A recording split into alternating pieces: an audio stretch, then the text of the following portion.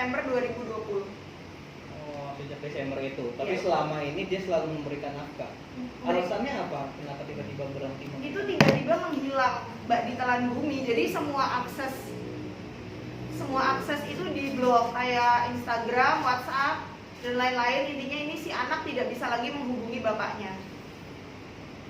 Ada benar-benar hilang gitu aja tanpa Benar-benar alasan. hilang tanpa alasan. Nah, aku sempat tanya sama ibunya Daus atau neneknya Ical. Neneknya bilang kalau yang ngeblok itu bukan papinya Ical sendiri, kayak gitu. Indikasi siapa Mbak indikasinya? Indikasi siapa yang memblok? Kemungkinan istrinya. Nah, sejauh ini kelakuan apa sih yang didapat Ical dari istrinya Daus yang ketiga ini? Ya,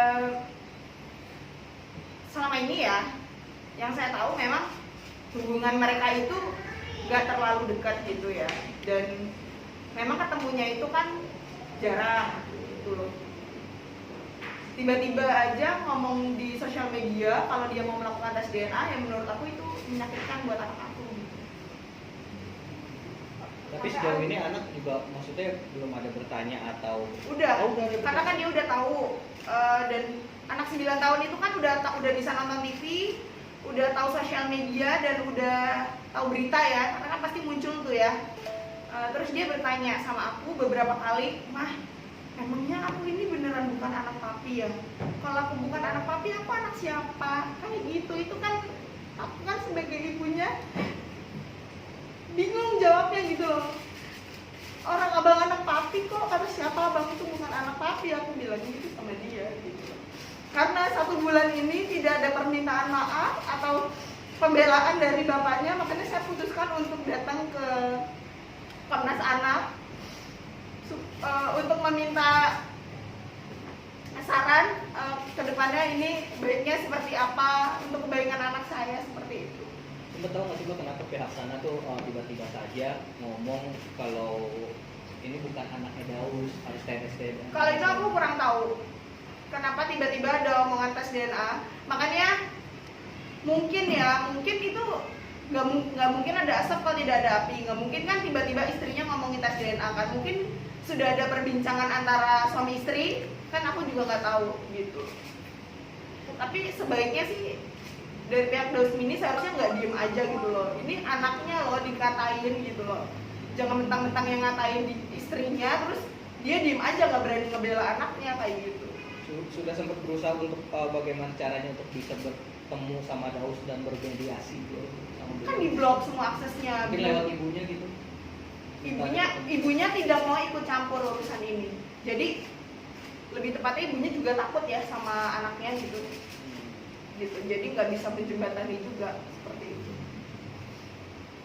Tapi kalau hubungan sama ibunya Daus masih baik? Baik, sama keluarga Daus, sama tantenya, sama ibunya sering masih nelpon Ical gitu, masih video call, masih. Tapi kalau bapaknya enggak ya. Gitu. Kapan Bang untuk rencana pemanggilan? Iya, saya kira waktu dekat ya, karena ini tidak bisa dibiarkan begitu lama ya, karena anak ini trauma seperti yang disampaikan ya. Dan itu tidak ada toleransi terhadap itu. Daus harus bertanggung jawab terhadap itu karena sudah mengumumkan itu secara resmi dan akte lahirnya juga itu atas nama mereka. Maka kewajiban dari Daus itu menafkahi anak ini gitu loh. Ya, dalam perspektif perlindungan anak. Dan saya kira istri Daus itu mengatakan tes DNA apa hubungannya, dan itu merupakan pelanggaran terhadap hak anak. Gak ada urusannya dia, kecuali Daus mempersoalkan kembali gitu loh. Tapi ini kan orang lain dan Daus berhenti tidak ngomong. Saya tidak toleransi terhadap itu karena saya harus bela Ical ini sebagai anak mereka itu tadi loh. Bagaimana itu sekarang ini sedang menjadi umpatan banyak orang dan sudah bertanya gitu. Betulkah ini? Ini kan apalagi dengan situasi sekarang ya. Daus dalam posisi seperti ini kan orang akan bertanya-tanya dan itu menjadi konsumsi dari teman-temannya sendiri. Nah kalau pertanyaannya kapan? Dalam waktu dekat ya, setelah ini saya akan panggil. Gak bisa ini dibiarkan dan harus diselesaikan ya, bukan hanya sekedar minta maaf loh, gak ada urusannya DNA dengan itu karena Daus sendiri juga mengakui kepada publik. Saya kira kita semua tahu bahwa dia punya anak itu ketika itu mereka umumkan secara resmi sudah, dan bahkan legal statusnya itu ada aktenya gitu loh, apalagi Gitu loh ya, ini tidak ada toleransi ya bagi Komnas Perlindungan Anak ya, benar Ibu Yunita. Karena saya harus berpihak kepada Ical, karena Ical harus punya identitas yang baik. Nah, beda traumanya itu seperti apa sih? Apa memang sudah dapat bulian dari teman-temannya Bang Ical atau bagaimana? Ical itu dibully sama teman-temannya itu nggak sekali dua kali ya. Jadi sebenarnya waktu ada beberapa kali kan ada pernikahannya bapaknya, ada pernikahan kedua, lalu ada pernikahan ketiga. Itu Ical pernah dapat bullying di sekolah, dikatain gini, Cal, lihat tuh bapak lu kecil-kecil udah kali 3 kali. Gimana perasaan anak aku? Ya karena sekarang kita lagi sekolah from home, lagi sekolah di rumah, ya tidak ada bullying. Tapi gimana nanti kalau sudah masuk sekolah, teman-temannya akan ngatain Ical lagi gitu, kayak gitu. Ya. Cukup? Kak Linda sendiri harapannya mau seperti apa sih Kak?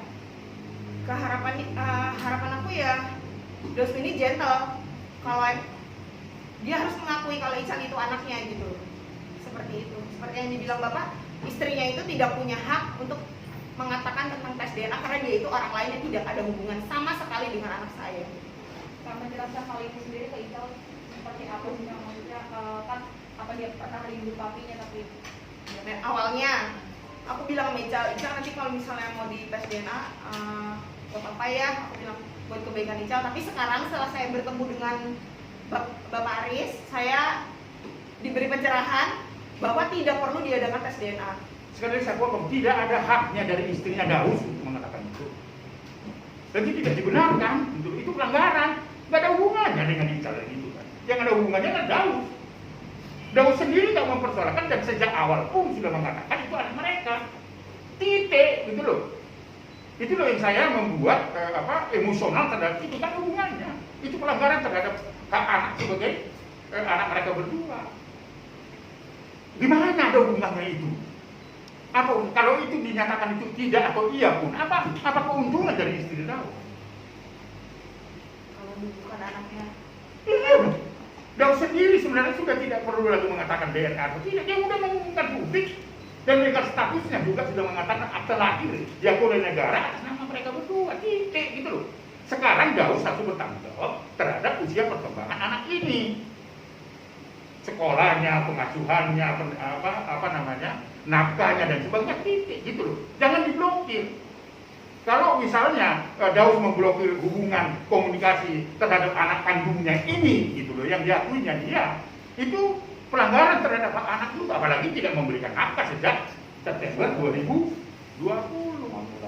Oleh karena itulah saya kira segera saya akan memanggil, gak ada ngadi-ngadi. Ada konsekuensinya nggak sih?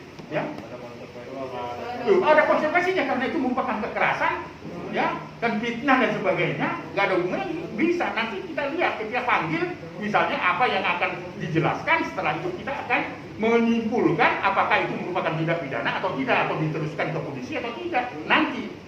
Nah, tentunya kita akan konsultasi pada Yunita dengan anaknya juga kan gitu. Tapi kita harus bedah kasusnya itu setelah nanti kita datangkan mereka berdua. Pak Yunita, kita kan tahu ya akhir-akhir ini kita awal pemimpin itu karena apa sih Kak? awal pemimpinnya dia lucu nih. Jadi sebenarnya itu nggak ada angin, nggak ada hujan ya. Sebenarnya lebih ke, jadi kan bulan September itu akses kan diblok ya. Lalu ya udah diblok. Aku emang kecewa, tapi udah tidak terjadi apa-apa. Sampai akhirnya bulan berlalu, terus memang tidak dinafkahi lagi kan. Sampai di Januari kemarin ada salah satu netizen yang nanya, Kak Yunita gimana hubungannya sama Bang Daus? Aku jawab, nggak gimana-gimana. Titik, nggak ada koma, udah itu aja. Lalu si istrinya itu tersinggung, lalu dia marah-marah, lalu membahas si tes DNA ini, seperti itu, berawal dari situ.